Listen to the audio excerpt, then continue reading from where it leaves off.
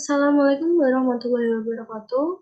Perkenalkan, nama saya Finanda Syafar Karini dari Rombel B, Angkatan 2022, PGSD FIPP UNIS. Di sini saya akan menjelaskan sedikit tentang mata kuliah yaitu pendidikan multikultural. Yang pertama yaitu ada hakikat kebudayaan.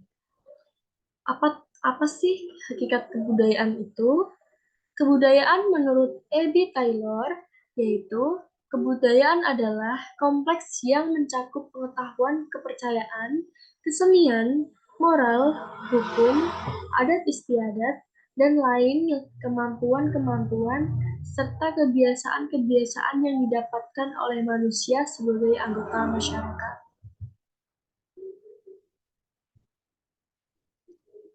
Kebudayaan menurut Koncaraningrat adalah keseluruhan sistem gagasan, tindakan, dan hasil karya manusia dalam rangka kehidupan masyarakat yang dijadikan milik manusia dengan belajar. Yang selanjutnya yaitu hakikat pendidikan multikultural. Pengalaman yang membentuk persepsi umum terhadap usia, gender, agama, status sosial, ekonomi, jenis identitas, budaya, bahasa, ras, dan berkebutuhan khusus. Di sini ada kata phonemics atau emics dan ada phonetics atau ethics selalu menjadi pikir. Untuk etik sendiri adalah aspek kehidupan yang muncul konsisten pada semua budaya. Sedangkan untuk emik adalah aspek kehidupan yang muncul dan benar hanya pada satu budaya tertentu. Nah, untuk yang pluralisme sendiri adalah pandangan yang menghargai kemajemukan, serta penghormatan terhadap sang lain yang berbeda, atau the others. Membuka diri terhadap warna-warni keyakinan, kerelaan untuk berbagi, sharing, keterbukaan untuk saling belajar, inklusivisme, serta keterlibatan diri secara aktif di dalam dialog dalam rangka mencari persamaan-persamaan common life dan menyelesaikan konflik-konflik. Nah, oleh karena itu, tanpa ada keterlibatan aktif dalam pengembangan sikap dialogis ini, tidak ada pluralisme. Ini adalah sebuah contoh pluralisme, yaitu berbeda-beda agama. Nah, untuk multikulturalisme sendiri adalah meskipun berkaitan dan sering disamakan, namun berbeda dengan multikultural, yaitu kecenderungan yang berbeda dengan pluralisme. Mohon maaf tadi, multikulturalisme berkaitan dan sering disamakan dengan pluralisme, tetapi memiliki kecenderungan yang berbeda. Nah, untuk multikulturalisme sendiri adalah sebuah relasi pluralitas yang di dalamnya terdapat problem minoritas atau minority groups, mayoritas, majority group, yang di dalamnya ada perjuangan eksistensial bagi pengakuan, persamaan atau equality, kesetaraan, dan keadilan, justice, seperti perjuangan yang dilakukan oleh kelompok minoritas Afrika, India, Pakistan, Cina, Turki, Amerika Serikat, dan lain sebagainya. Seperti yang sekarang ini adalah contoh perjuangan yang dilakukan oleh Palestina. Nah, multikulturalisme itu jelas memperkaya pluralisme, meskipun tidak bisa disamakan dengannya.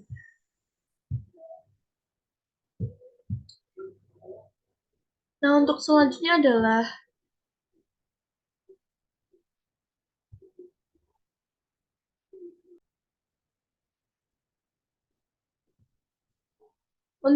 yaitu dasar pendidikan multikultural. Nah, multikultural ini ada yaitu gerakan pembaharuan pendidikan. Yang pertama yaitu kesenjangan dalam kesempatan, yang kedua ketidakadilan dalam kesempatan sekolah, yang ketiga yaitu diskriminasi pada golongan tertentu. Nah, untuk pendidikan multikultural muncul berbagai bidang studi, program, dan praktek yang direncanakan lembaga pendidikan untuk merespon tuntutan, kebutuhan, dan aspirasi kelompok. Seluruh aspek pendidikan, proses pendidikan, atau an ongoing proses, memperbaiki prestasi secara utuh pendidikan untuk semua siswa, educational equality for all students. Kesadaran nilai penting keragaman budaya, kesadaran bahwa setiap anak yang memiliki karakteristik berbeda memiliki kesempatan yang sama dalam memperoleh pendidikan. Sebuah perbedaan adalah keniscayaan sehingga harus diterima secara wajar, sehingga perlu toleransi.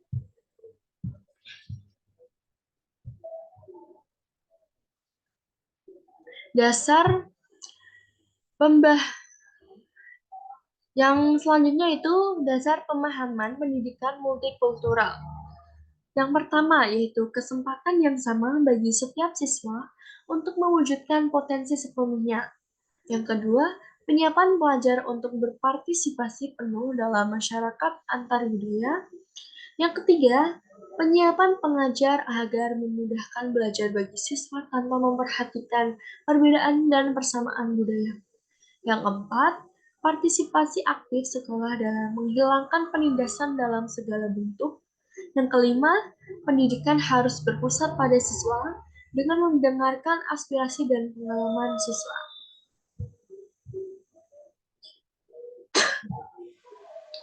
Tujuan pendidikan multikultural. Yang pertama yaitu pengembangan literasi etnis dan budaya. Yang kedua, perkembangan pribadi. Yang ketiga, klarifikasi nilai dan sikap. Yang keempat, kompetensi multikultural. Yang kelima, kemampuan keterampilan dasar. Yang keenam, persamaan dan keunggulan pendidikan. Yang ketujuh, memperkuat pribadi untuk reformasi sosial. Yang kedelapan, memiliki wawasan kebangsaan dan kenegaraan yang kokoh. Yang kesembilan, memiliki wawasan lintas budaya bangsa sebagai warga dunia. Yang kesepuluh, hidup berdampingan secara damai. Untuk yang selanjutnya yaitu fungsi pendidikan multikultural, memberikan konsep dan diri yang jelas. Yang kedua, membantu memahami pengalaman kelompok, etnis, dan budaya ditinjau dari sejarahnya. Yang ketiga, membantu memahami bahwa konflik antara ideal dan realitas itu memang ada di setiap masyarakat. Yang keempat, membantu mengembangkan pembuatan keputusan atau decision making, partisipasi sosial, dan keterampilan kewarganegaraan. Yang kelima, mengenal keberagaman dalam penggunaan bahasa, memengaruhi perubahan sosial, perubahan diri, perubahan sekolah dan persekolahan, perubahan masyarakat. Selanjutnya yaitu problem pendidikan multikultural di Indonesia. Yaitu ada problem kemasyarakatan. Yang pertama, keragaman identitas budaya daerah. Yang kedua, pergeseran kekuasaan dari pusat ke daerah. Yang ketiga, kurang kokohnya nasionalisme. Yang keempat, fanatisme sempit. Yang kelima, konflik kesatuan nasional dan multikultural. Yang keenam, kesejahteraan ekonomi yang tidak merata di antara kelompok budaya.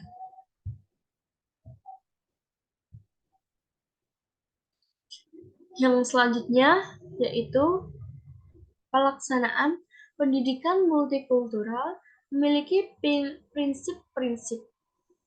Yang pertama yaitu gerakan politik yang bertujuan menjamin keadilan sosial bagi seluruh warga masyarakat tanpa memandang latar belakang yang ada.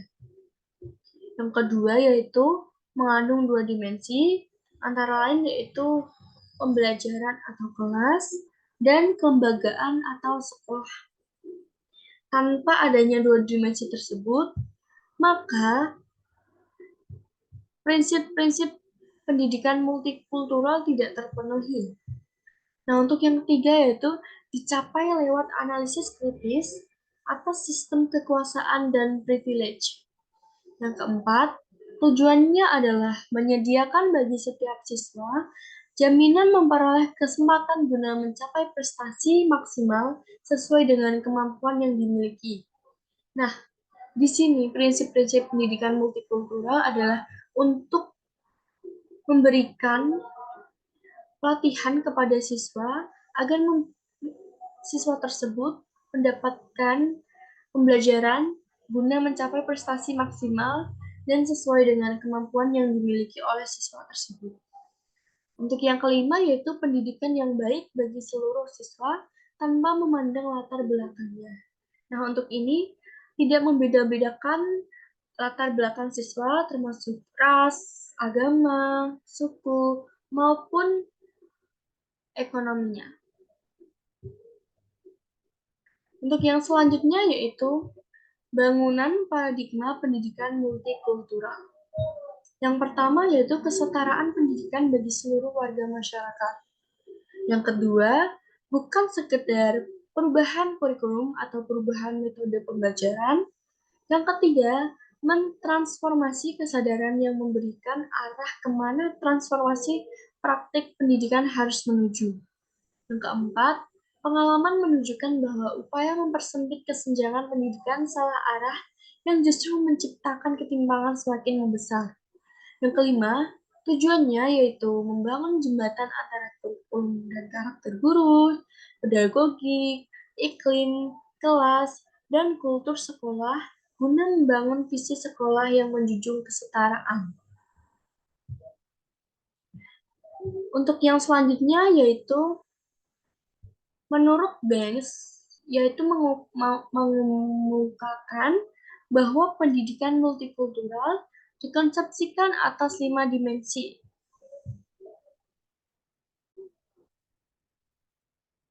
Nah, untuk yang pertama yaitu integrasi konten.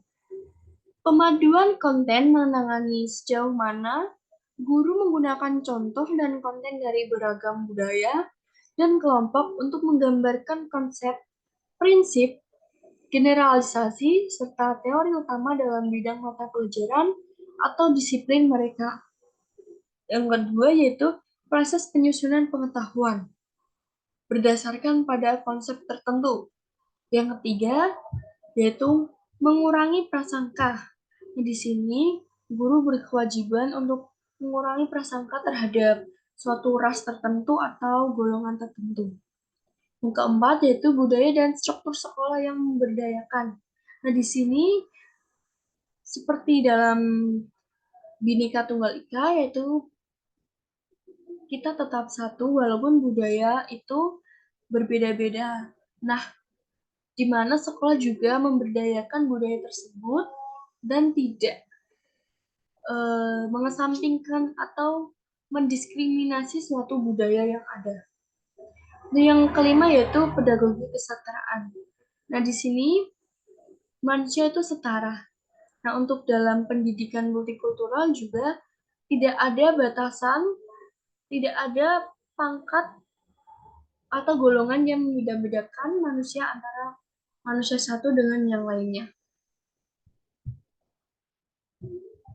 Untuk yang selanjutnya yaitu prinsip pendidikan multikultural. Yang pertama, memiliki desain kurikulum beragam di mana kurikulum tersebut mampu mewakili pandangan banyak orang. Yang kedua, tidak adanya penafsiran tunggal pada suatu kebenaran dalam sejarah. Yang ketiga, pencapaian kurikulum harus mengacu pada analisis komparatif dari berbagai sudut pandang berbeda. Yang keempat, menjunjung tinggi pemberantasan pandangan tentang ras, suku, budaya, dan agama.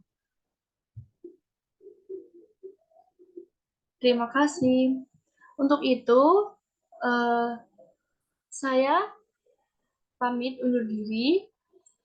Jikalau ada suatu materi yang saya salah, sekiranya saya bisa dikoreksi di bawah ini, komentar di bawah. Sekian, wassalamualaikum warahmatullahi wabarakatuh.